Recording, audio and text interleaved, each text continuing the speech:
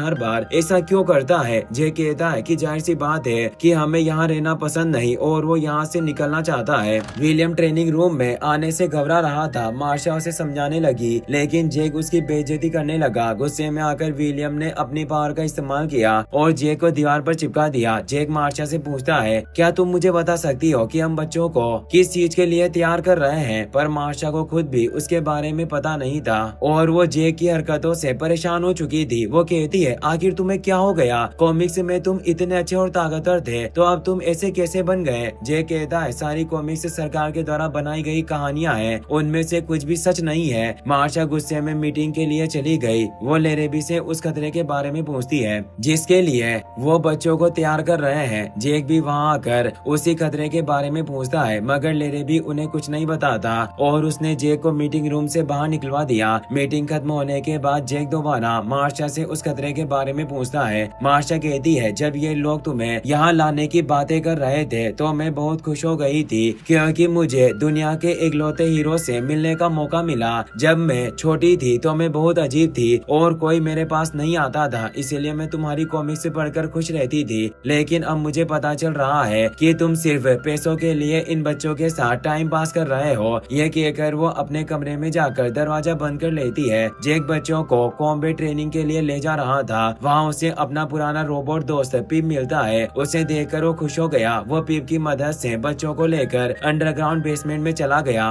वहाँ एक स्पेसशिप मौजूद था जिसे देखकर बच्चे बहुत खुश हो गए। सब स्पेसशिप में बैठकर बाहर घूमने चले गए। वो एक शॉप से कुछ खाने पीने की चीजें भी खरीदते हैं। उस स्पेसशिप की खबर न्यूज में आने लगी। यह देखकर मार्शा अंडरग्राउंड बेसमेंट में आती है लेकिन तब तक